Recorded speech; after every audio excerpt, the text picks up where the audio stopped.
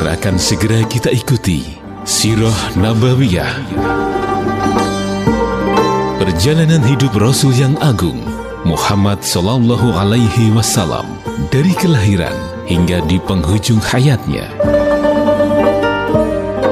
Diangkat dari sebuah buku karya Syekh Syafiur Rahman Al-Mubarakfuri. Selamat mengikuti.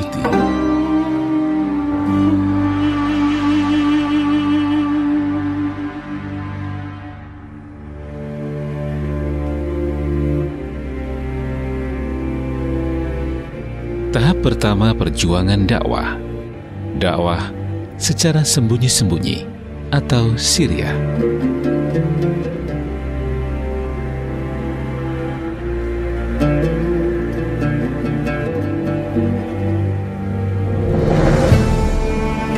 Kota Makkah adalah kota yang menjadi pusat agama bagi bangsa Arab. Di kota ini terdapat para pengabdi Ka'bah dan pengurus berhala serta patung-patung yang dianggap suci oleh seluruh bangsa Arab.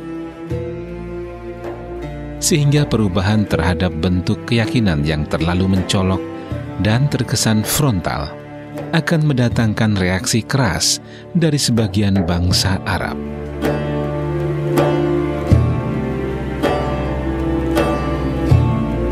Maka adalah hal yang bijaksana untuk menghadapi kondisi masyarakat kala itu dengan dakwah yang dilakukan secara syir atau diam-diam terlebih dahulu, agar penduduk Makkah tidak dikagetkan dengan perubahan yang bisa saja memancing emosi mereka.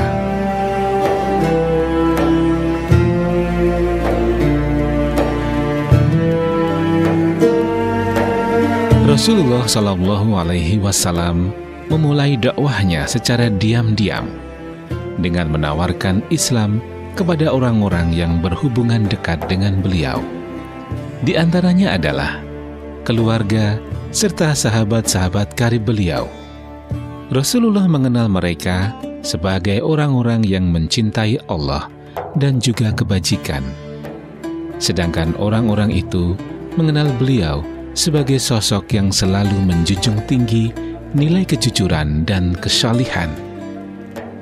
Hasilnya, banyak di antara mereka yang merespon dengan baik dakwah beliau. Walaupun ada juga sebagian yang dikerayangi oleh keraguan terhadap keagungan, kebesaran jiwa, serta kebenaran berita yang dibawa oleh beliau.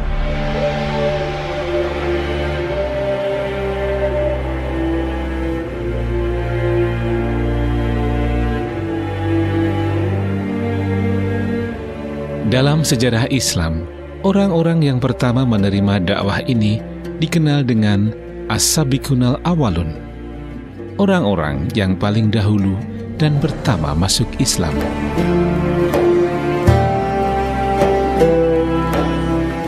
Di barisan terdepan terdaftar istri Nabi Ummul Mukminin, Khadijah binti Khuwailid.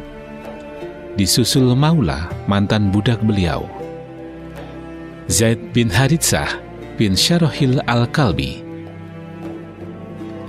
Sepupu beliau Ali bin Abu Thalib, yang ketika itu masih kanak-kanak dan hidup di bawah asuhan beliau, serta sahabat karib beliau Abu Bakar As-Siddiq.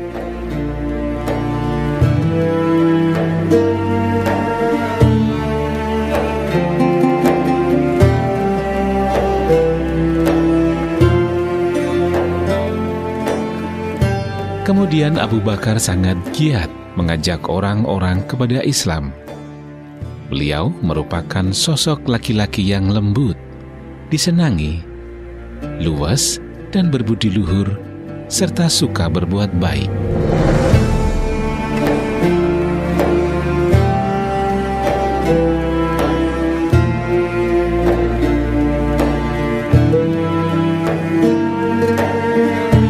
Beliau terus berdakwah kepada orang-orang dari kaumnya yang dia percayai dan selalu berinteraksi dan bermajelis dengannya.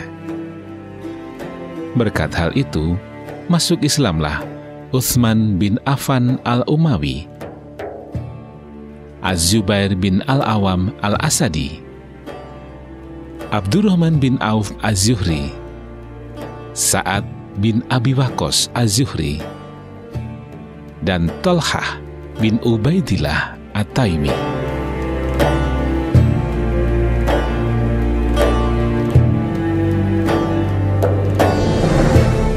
Kedelapan orang inilah yang terlebih dahulu masuk Islam, serta merupakan gelombang pertama dan garda Islam. Di antara orang-orang lainnya yang pertama masuk Islam adalah Bilal bin Rabah al-Habashi, Abu Ubaidah, yang nama aslinya adalah Amir bin al-Jarrah. Dia adalah orang dari suku Bani al-Harits bin Fihr.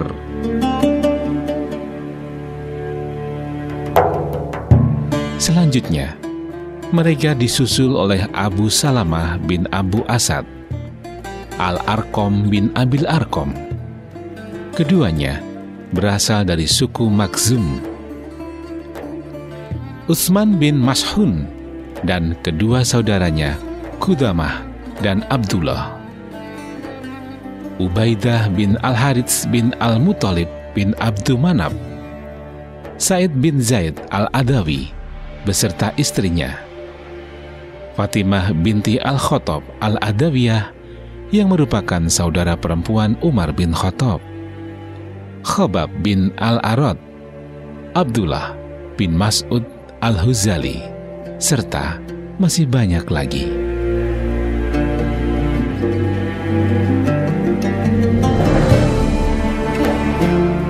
Mereka inilah yang dinamakan As-Sabiqunal Awwalun. Mereka terdiri dari semua marga Quraisy yang ada. Bahkan Ibnu Hisyam mengatakan bahwa mereka semua berjumlah lebih dari 40 orang.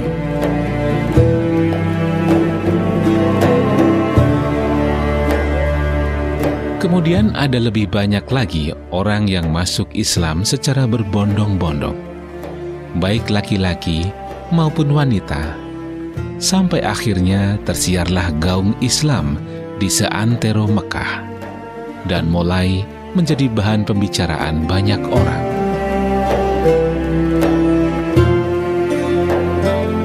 Mereka semua masuk Islam secara sembunyi-sembunyi, dan cara yang sama pun dilakukan Rasulullah SAW dalam pertemuan dan pengarahan agama yang beliau berikan.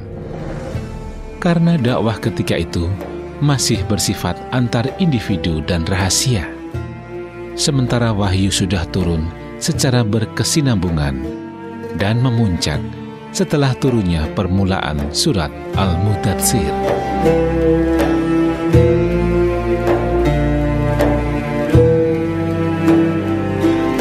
Ayat-ayat dan penggalan-penggalan surat yang turun pada masa ini adalah merupakan ayat-ayat yang pendek, yang berakhiran kokoh dan indah, berintonasi menyejukkan dan memikat, tertata bersama suasana yang begitu lembut dan halus. Ayat-ayat tersebut berbicara tentang memperbaiki penyucian diri atau tazkiyatun nafs, mencela pengotorannya dengan gemerlap duniawi, serta melukiskan surga dan neraka dengan begitu jelas, seakan-akan terlihat di depan mata, di samping menggiring kaum mukminin ke dalam suasana yang lain dari kondisi komunitas sosial kala itu. Salah satu wahyu yang termasuk turun di masa-masa awal adalah wahyu yang memerintahkan untuk sholat. Sebelum peristiwa Isra, telah diketahui bahwa Rasulullah dan para sahabat juga telah melaksanakan sholat.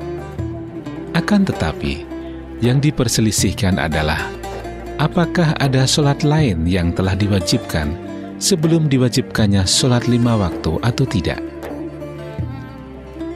Ada yang mengatakan bahwa sholat yang diwajibkan itu adalah sholat sebelum terbit dan terbenamnya matahari.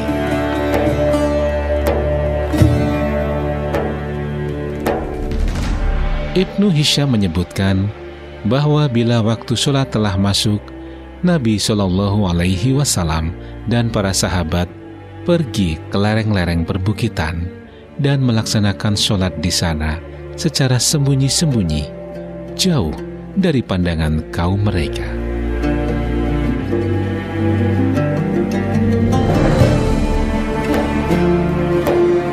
Abu Thalib pernah sekali melihat Nabi Shallallahu Alaihi Wasallam dan Ali melaksanakan sholat, lantas menegur keduanya. Namun manakala dia mengetahui bahwa hal tersebut adalah sesuatu yang serius, dia memerintahkan keduanya untuk berketetapan hati.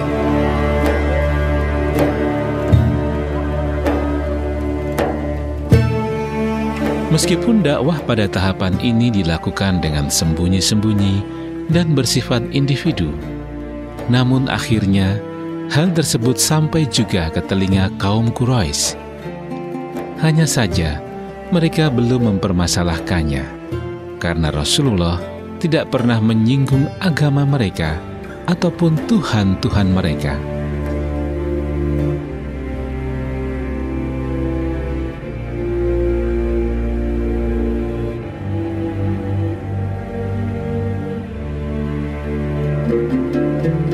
Tiga tahun pun berlalu, sementara dakwah masih berjalan secara sembunyi-sembunyi dan individu.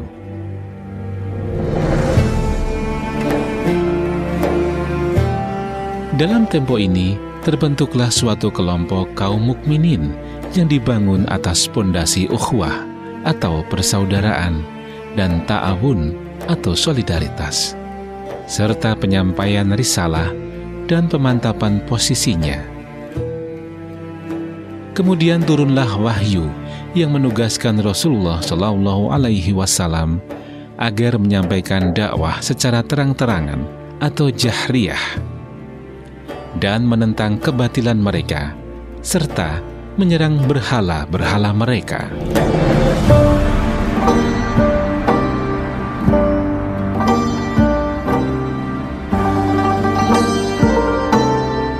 Demikian Sirah Nabawiyah hari ini. Nantikan kelanjutannya di waktu dan gelombang yang sama.